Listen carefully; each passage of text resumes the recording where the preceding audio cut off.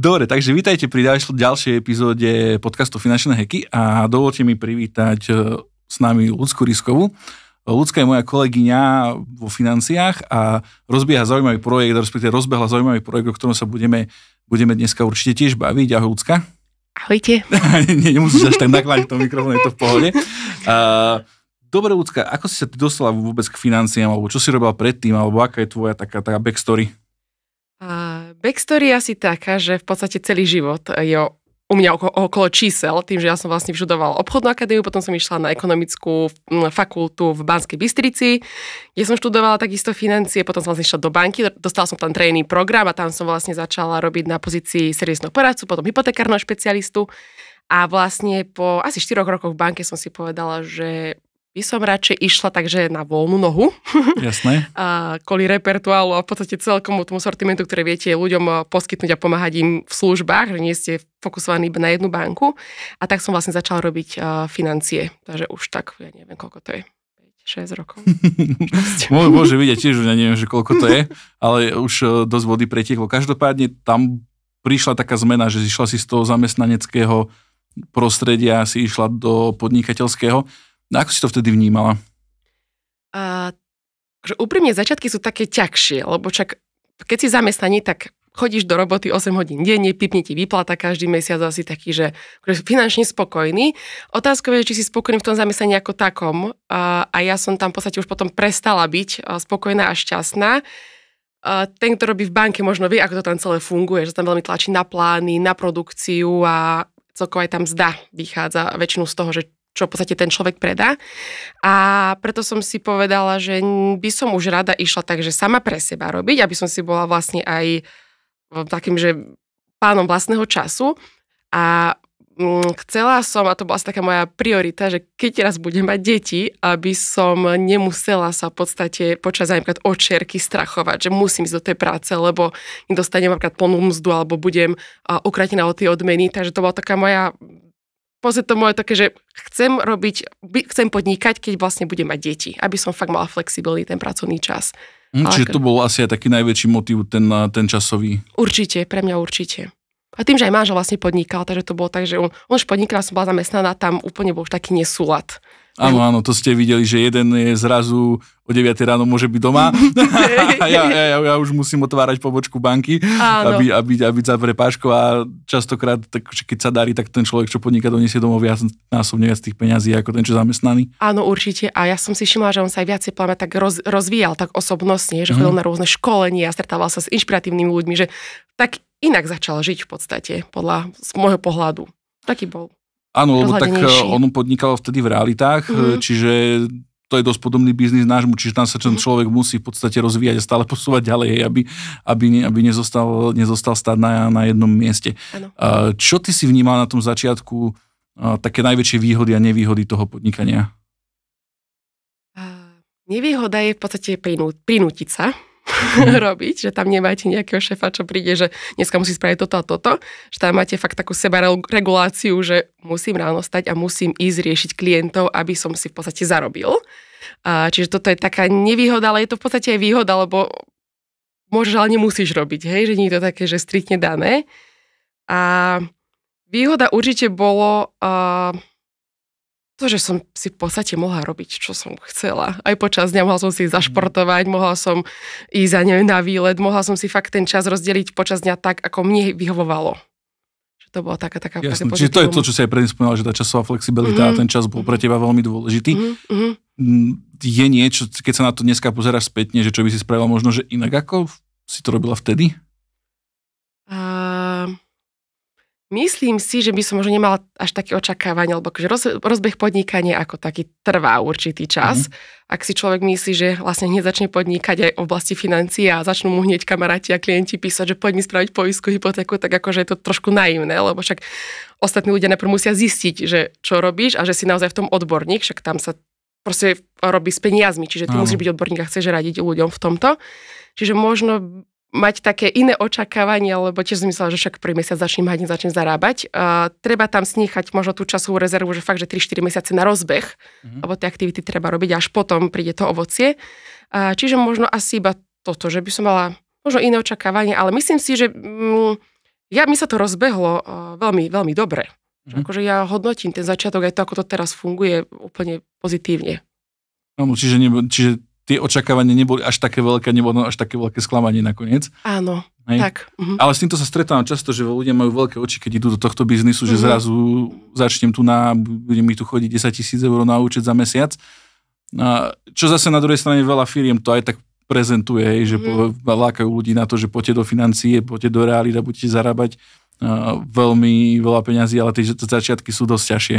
Áno, hlavne keď to človek začne robiť s tým, že chce iba zarobiť. Áno. Tak tým začneš obháňať tých klientov a proste si taký, že otravný finančný poradca, kto tam nazývať, lebo voláš na kávu, píšeš, že máš vie, že tento mi píše, začal robiť financie, určite mi chce začať sprostredkovať.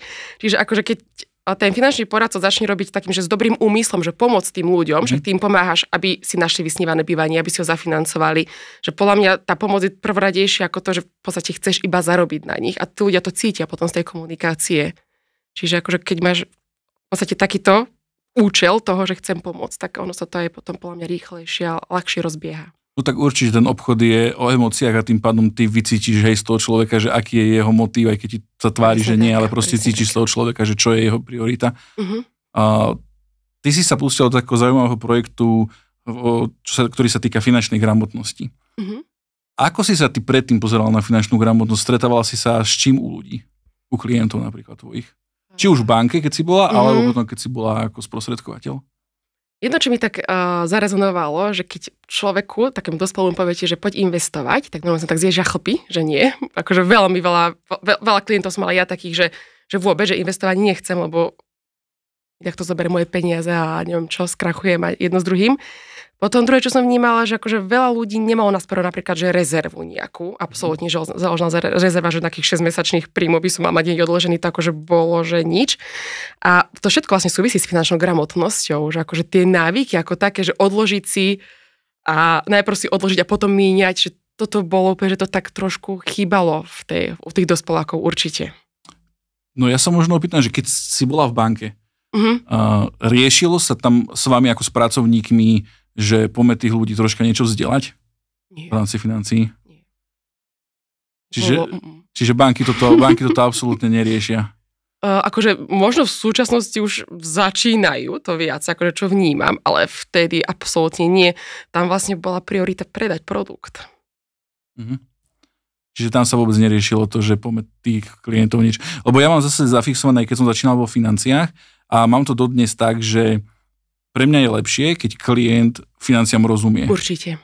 Hej? Čiže podľa mňa by to malo byť v záujme aj tých bank, že keď tým klientov naučíme a vysvetlíme ich, tak v podstate budú oni bohatnúť. A pre banku je to dobre tým pádom. Áno, tam bola priorita, že predám ti sporenie, ale jasné. Aby si vysvetlil, že ako to sporenie funguje a čo to vlastne, čo robiť, keď je v poklese, keď je vo vstupe, tak akože tam vôbec takéto teoretické veci neboli vysvetľované. Dobre, čiže ty si sa rozhodol troška to povedomie o tej finančnej gramotnosti, respektíve tú finančnú gramotnosť troška pozdvihnúť a rozbehli ste projekt Bystré dieťa. Bystré deti. Bystré deti, OK, Bystré deti. Neviem, prečo to máš ako furt Bystré deti. To tak na začiatku bolo. Však hej, ja to mám odtedy, takže je to Bystré deti. Dobre, super. Otázka moja je, že prečo práve deti, keď ty si sa stretla že tú gramotnosť nemajú dospelí finančnú? Mne to prišlo tak, že tie deti sú strašne nepoškvrnené. Oni nemajú nejaké predsudky, oni nemajú zježené chlpy, keď človek povie investovanie. Áno. A ja mám pocit, že tie deti, však mám sama dcery v takom veku, že im proste povieš, Tamarka, tu máš investičnú pokladničku, tak tomu človeku dôveruje, alebo proste rodičovi dôveruje, že mu chce dobre a vôbec nemá problém si tam odložiť tie peniaze na neskôr. A samozrejme, my sme preto napríklad spravili aj knižky, a rozprávkové knižky, detské knižky, aby aj tí rodičia si to s nimi čítali. Čiže akože naša vízia alebo cieľ je akože finančne vzdelať deti, ale zároveň aj rodičov. Čiže nie je to, že čisto iba deti, ale trošku aj ten vzťah ako taký podporiť, aj rozhovory o peniazoch ako také podporiť. To je veľmi dôležité v rodinách sa rozprávať o peniazoch. Jasné, lebo prvé mňa toto napadlo, že ako môže rodič, ktorý sám nemá finančnú gramotnosť, učiť k finančnej gramotnosti svoje deti? Vieš, čo myslím? Ja rozumiem. Takto, no my máme vlastne cieľovú skupinu 4 až 8. V tomto veku, 4-8 rokov, áno. A v tomto veku deťom nevysvetľuješ nejaké komplikované finančné pojmy. Oni nepotrebujú vedieť, čiže neučíš ich, hej, že S&P 500 čo je? Ani to, ako investovanie reálne funguje, hej, že čo, ako to celé je na tom finančnom trhu. V tomto veku v podstate oni iba sa majú zoznámiť s tým pojmom a urobiť si proste zdravé finančné návyky. To je, že sporenie, že odložím si na teraz, ale aj na neskôr, na tú budúcnosť, čo veľa dospelým chýba, že prídeš niečo za tým pracovným životom, že nejaký dôchodok tam ešte príde. Jasne. U detí to je proste ich dospelosť, hej, že keď budem dospelá a budem mať nasporené nejaké peniaze vo veľkej pokladničke, tak môžem začať podnikať z tých peniazí, môžem, odsťahovať sa do obľúbenej krajiny, budem mať na začiatok života tam, alebo budem môcť rozvíjať nejaké svoje hobby. Čiže prvý ten návyk je proste odkladať si aj na teraz, ale aj na neskôr. Hej, že a to dieťaťu 4-8 rokov vysvetlíš úplne jednoducho. Proste tu máš dve pokladničky, polovicu si odlož tam, peniaze, ktoré dostaneš, a druhú polovičku si odložíš tam. Že akože tuto rodičia nemusia mať až také znalosti ohľadne finančnej gramotnosti ako takej. Potom ten druhý návyk je, že aby si dieťa vedelo zarobiť. Ale takým spôsobom, že aby ho to bavilo. Proste teraz napríklad Tamarku veľmi baví, manikúra, alebo robiť manikúru, alebo čistať maminu, hej, tak proste ju my motivujeme, že OK, tak poďme vymyslieť ešte ďalšie spôsoby, ktoré ťa bavia a zarob si na tom peniaze. To znamená, že ten návyk, že nejdem bedákať, že nemám peniaze, ani napríklad na to sporenie, ale naštartovať hlavu, že čo môžem spraviť preto, aby som tie peniaze mal. Hej, a toto úplne tiež, 4 až 8 rokov, úplne tie deti majú brutálnu kreativitu, nevedia také spôsoby nájsť, že dokonale, čiže ani tam nemusíš mať až takú plnú finančnú gramotnosť, aby si to dieťaťu odovzdal. A tretí návyk je vlastne nakupovať s rozumom. Že rozmyslieť si, že či potrebujem tú vec v obchode, alebo nepotrebujem. A tiež to vlastne tie deti učíme za takou básničkou. Teraz vlastne vychádza tretia knižka, kde tá básnička bude, že iba sa na to vyspí. Keď ťa to láka, lebo tie emočné nákupy sú také, hej, že všade to na nás vyskakuje, na tie deti to je akože brutálny marketing. To je brutálny marketing aj na dospelých, aj na deti. Tak, a keď to tie dieťa si začnú vedomať v tomto veku, že OK, premyslím si, či to nepotrebujem, tak akože poďme to ľahšie budú mať v tej dospelosti. Že ono to je tak ľahučká finančná gramotnosť, podľa mňa. Dobre, poďme sa troška bližšie pozrieť teda na ten projekt Bystré deti. Čo bolo tá prvá vec, čo ste spravili? Najprv sme napísali knižku. OK. Ako sa to rodilo? Ťažko. Keď si poviete, že chcete napísať knižku a vlastne jediné, čo ste predtým robili, boli iba písanie postov na sociálne siete, tak si uvedomíte teda, že OK, že tak potrebujete, tak postupne zistujete, že aj by sa vám ilustrátorka zišla, aj nejaká editorka, aj nejaká korektorka, lebo však neviem, ani pravopis úplne, že poriadne, ani editorstvo, akože ja ďakujem editorke Zuzke Švecovej-Kováčovej, že vlastne dala takúto dušu tej knižky, lebo ja som to tak, že suchšie napísala a ona sa na to pozerala z takého mamičkovského pohľadu, povedala, že OK, toto tam ešte dopíš. Čiže tá knižka vznikala asi pol roka, ona prešla brutálne veľa korekciami, aby fakt bola taká, aká je. Čiže ono to začalo tou knižkou, k tomu vlastne prišiel pracovný zošit, lebo keď máte teóriu, tak potrebujete sa prakticky vyskúšať a deti úplne asi viacnásobne ako rodičia alebo dospelí. A toto vlastne bolo také prvé, že vlastne vznikla prvá knižka Pracovný zošit. Dobre, a čo je akože tá message, ktorú odovzdáva tá knižka, alebo čo z toho môžu tie deti získať? Z tej prvej knižky, ako sa Hanka naučila sporiť, tam sú také hlavné určite, že odkladám si aj na dospelosť, lebo tam Hanka vlastne hovorí, že chce byť aj baletka, aj včelárka, aj všetky tieto povolania, to u detí sa to stále mení, čiže nebolo tam striktne dané, že Hanka bude iba toto. Jasné. A je tam podľa mňa veľmi cítiť podporu rodičov, lebo rodičia aj hovoria, že splní si všetky sny, ktoré proste máš a ktoré si chceš splniť. Čiže akože tam veľmi cítiť podľa mňa tú podporu rodičov na deti. A akože sú tam spomenuté slovička investovanie a úrok. Vo veľkej pokladničke, čiže akože ten základ tohto pochopenia slova je to tak, že hravo je tam, že úrok je vlastne nazvaný v jednej časti ako uhorka, hej, za trošku deti pospájali. Čiže takéto v podstate základy toho finančníctva, ale aj toho vzťahu s rodičmi a fakt, že rozprávať sa. OK, čiže to, že poďme sa vôbec baviť o tom, že prečo si odkladať peniaze. Aby si plnil sny, v podstate. Čiže, to tak prezentujem. Čiže to je tá... Dobre, vy sa snažíte teda tým deťom vysvetliť niečo také, že ako úrok? Úrok, ale iba takým spôsobom, že je to odmena za trpezlivosť. Že v podstate tie peniaze nebude chytať v tej veľkej pokladničke. Iba takto.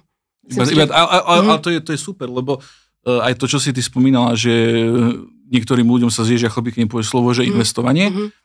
čo áno, že stretávame sa s tým dneska bežne a to je z môjho pohľadu jeden z dôvodov, prečo ľudia nebohatnú, lebo majú k tomu taký postoj. Áno, že pokiaľ tie deti to budú vnímať potom v živote možno inak, tak práve to je niečo, čo ich môže posunúť a môžu mať ten život spokojnejší a bezpečnejší de facto, keď majú nejaké tie financie bokom.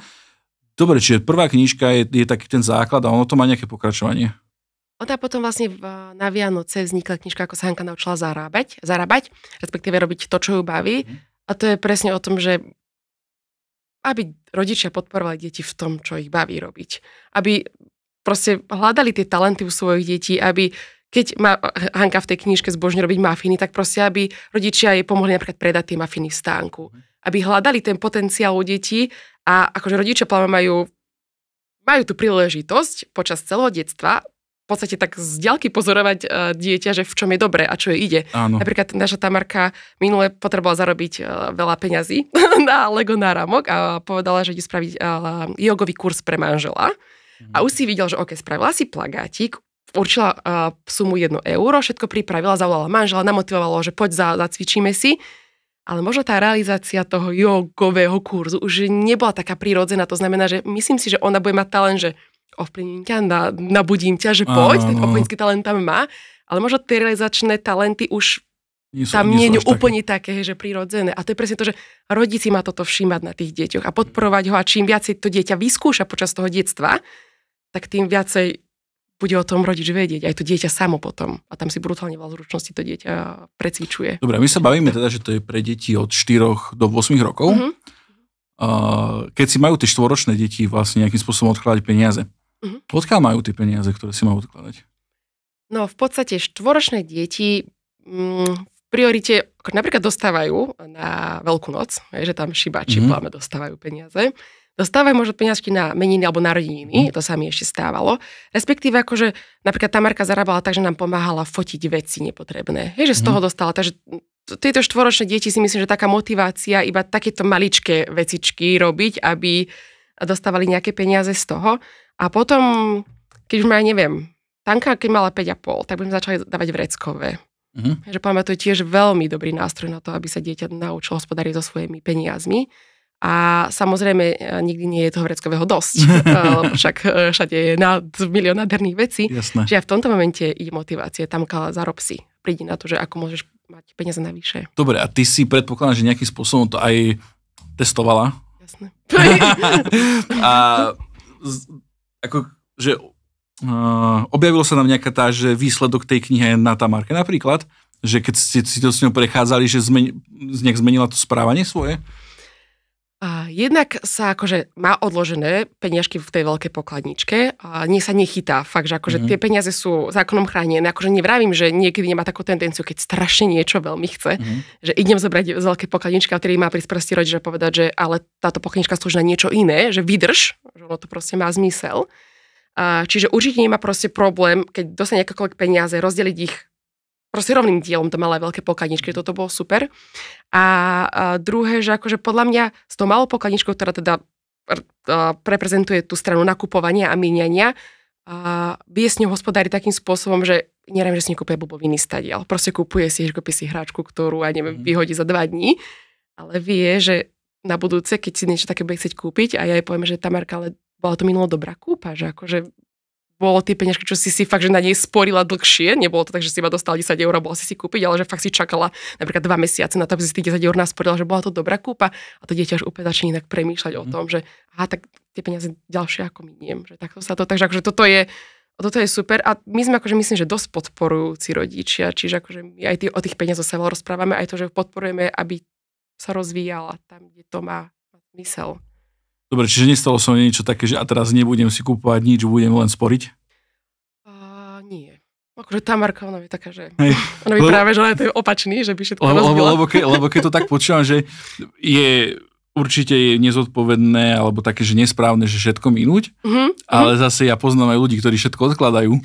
A to je tiež taký extrém, že ale zase tam je dobrý koncept tej malej pokladničky, ktorý si vie ona vlastne z toho kúpiť že to, čo uzná za vhodné. Presne, tá malá pokladnička je na to, aby že buď si na to buď si miniem peniaze hneď na všetko, čo chcem, proste, lebo ma to láka, alebo si odkladám na niečo väčšie. Napríklad na technológiu náromok, alebo časopis si rada kúpe s nálepkami. Čiže tá malá pokladnička je presne na to také momentálne hospodárenie a tá veľká presne prezentuje to sporenie dlhodobejšie investovanie. Čiže akože nájsť balans medzi nakupovaním a sporením, si myslím, že toto je veľmi dobrý nástroj a u dospelých sa s tým stretávam, že sú také dva radikálne, že buď všetko spojím, všetko míňam. Ale nie, nie je úplne, že OK, lebo tak peniaze sú na to, aby sa míňali a užívali sa, však na to robím. Hej, veď práve, lebo ja tiež takedy mám klientov, že ktorí všetko minú a mám klientov, ktorí proste všetko odložia. Hej, že ako to je také zvláštne, pretože vždycky každý ten jeden extrém není správny. Dobre, čiže toto je prvá knižka, ktorá nás prevádza vlastne tými základmi. Tá druhá je, ktorá sa venuje tomu, že poď robiť, čo ťa baví, aby si tie peniaze vlastne zarobila. Dobre, tu ma možno zaujíma to, že ako sa tam vysporiadávať potom s tým, že to dieťa v podstate podľa mňa baví stále niečo iné, nie? Jasné, a že to je úžasné. Hej. Podľa mňa, akože toto je perfektné, lebo tam tá kreativita ide na plné obrátky a robí, čo chce. Akože podľa mňa to je super, lebo zoberieš už potom dospelý, keď si, tak akože ťažko sa ti bude tak preskakuje z aktivity na aktivitu, že iba mením to, čo ma teraz momentálne baví. Akože neviem, či až tak úplne funguje ten svet a že či sa to tak dá, ale deti nech si to robia, nech si to skúšajú, jasné. To je úplne perfektné. Jasné, čiže ona potom môže si tak vyhodnotiť, že čo ma bavilo najviac a vie v podstate rozvíjať. V podstate pri tom zostať. Dobre, a máš aj už nejaké spätné väzby na tie knižky od rodičov?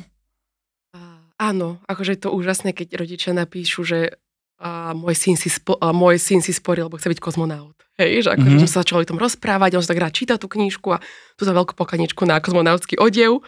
Alebo minule mi písala jedna maminka, že jej dcerka si na vlastné vydavateľstvo napríklad sporí. Hej, že už presne bude mať, že ako tie knižky, aj to akože ako tá kancelária ako taká bude vyzerať, že tam bude mať poličku, tam bude mať stolik, tam bude mať stoličku. Že sa otvára proste tá debata vôbec o tých snoch.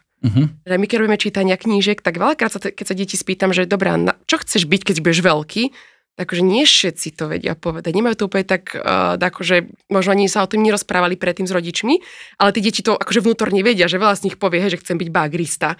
Prezident. Ako som ešte nemal väčšia policajtov, že som mal zlodeja. To bola perfektná story, že chcem byť zlodej, mal takého, ktorého nechytia. To bolo highlight, to sme sa smiali všetci tam. Čiže on len sa rozpráva. Tak na Slovensku, vieš ako. Hej, akože som ho chápala, ale akože bol strašne o tom presvedčený. Ja som zvedavá teda, čo bude robiť, keď bude veľký. Ale celkovo o tých detských snoch podľa mňa sa treba rozprávať a treba podporovať v snívaní. Tak to určite áno, však tam máš neobmedzené možnosti kvázi, keď si ešte dieťa a vieš si tú paletu tých príležitostí proste vyskúšať. A tam nemáš hlavne predsudky. Áno, jasné. Ten dospelý skôr má, že toto nezvládneš, alebo toto nerobo, toto ti nevíde. No tak tam hlavne záleží potom aj od tých rodičov, že keď povie to dieťa, že ja chcem byť prezident, tak povieš, že dobre, môj budeš prezident, alebo vieš. Čo za blbosť. Čiže pritom je to len fáza v rámci toho nejakého toho rastu toho dieťaťa. Dobre, čiže pozitívne väzby sú na to od rodičov. A ako pokračujete ďalej teda s týmto projektom? Nám teda vzniká tá tretia knižka, ako sa Hanka naučila nenakupovať. OK. Čiže tam to bude podľa mňa... To by som sa ja kedy mal prečítať. Toto si myslím, že toto je taký bestseller, ale akože keď vidím aj tie mamičky, alebo teda rodičov v obchode a tie deti, akože my to zažívame fakt, že často, že maminka, kúp mi toto a toto si kúpim a hento, takže si myslím, že toto bude veľmi dobrý spôsob, ako tým deťom vysvetliť niektoré veci, že ako sa zamyslieť, že či to kúpiť, nekúpiť a či sa dajú požičiavať hráčky, že proste tam sú rôzne tie metódy, ako sa vyvarovať nenakupovaniu, alebo teda nakúpať rozumne. A v podstate my, že teraz máme aj ten program pre materské škôlky, že tak urobený celý ten koncept, aby už predškoláci začali sa pravidelne vzdelávať s pani učiteľkami cez tie naše odborné rady a ohľadne finančnej gramotnosti. Že to sú také, že toto potrebujeme. Tak dobre, to čo znamená, aby som si vedel predstaviť ten projekt pre materské škôlky? Ono v podstate je to taká metodika, to vzdelávací program, kde pani učiteľky a pani riaditeľky majú prístup do také online platformy a v tej online platforme je jednak taký kurz finančnej gramotnosti, aby pani učiteľky trošku navstrebávali tie finančné pojmy a jednoducho vysvetlené, čo je sporenie. Je to fakt, že veľmi na takých bežných príkladoch vysvetlený finančný svet.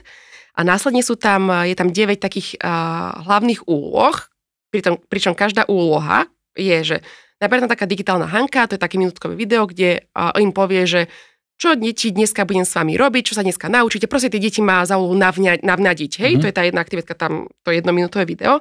A potom tá aktivita postupuje tak, že po tejto rozprávke s Hankou si pani učiteľka berie Maňušku a začne proste edukovať deti na základe metodického listu, ktorý tam je priložený. Čiže presne vie, že čo sa má pýtať, čo ju má zaujímať, aký je cieľ tej aktivity, ako má motivovať deti a vo finále vlastne tie aktivity robia pracovný list. Čiže vždy máme také PDF, ktoré si stiahne, vytlačí podľa toho, koľko má počet detí v triede a vlastne už potom prakticky vyskúšavajú tie veci, ktoré sa naučili. Čiže toto je tam taká metodika, tam je tých 9 hlavných úloh, aby to teda kľudne môžu, neviem, si robia týždeň finančnej gramotnosti, robia to za radom alebo raz za mesiac. A potom tam vlastne také doplnkové aktivity, ja neviem, vstávanie, origami peňaženky a také, že čomu som výnimočný, že aby sa proste rozvíjala tak týmto spôsobom. A v podstate to je v podstate na celý rok. Je, že tam aj fakt, že tam sa hovorí o peniazoch ako takých, o tom, aby spoznali hodnotu peňazí, aby sa presne naučili sporiť, aby poznali napríklad rozpočet, že tam je tiež rozpočet vysvetlený takým veľmi hravým spôsobom. Čiže toto, aby tí predškoláci a sú toho schopní určite, lebo ten vek je úžasný na toto, lebo tie deti sú ako špongie, že tí predškoláci sú fakt pripravení vstrebovať takéto veci. Máme to odskúšané, odtestované. Tak áno, ty si to testuješ priamo doma, čo je super.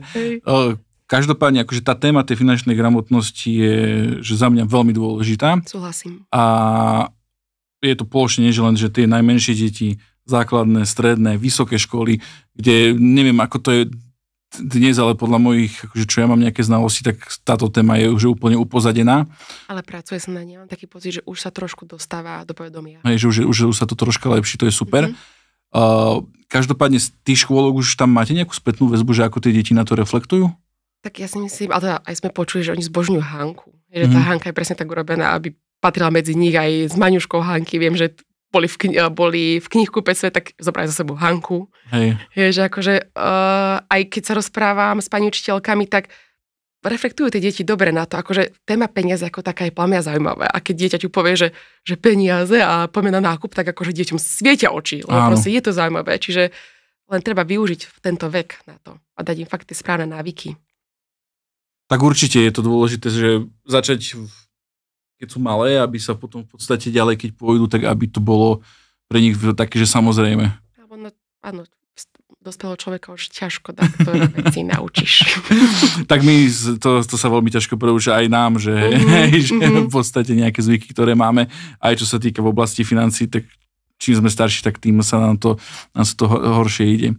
Dobre, čiže tretia knižka nám kedy bude vychádzať?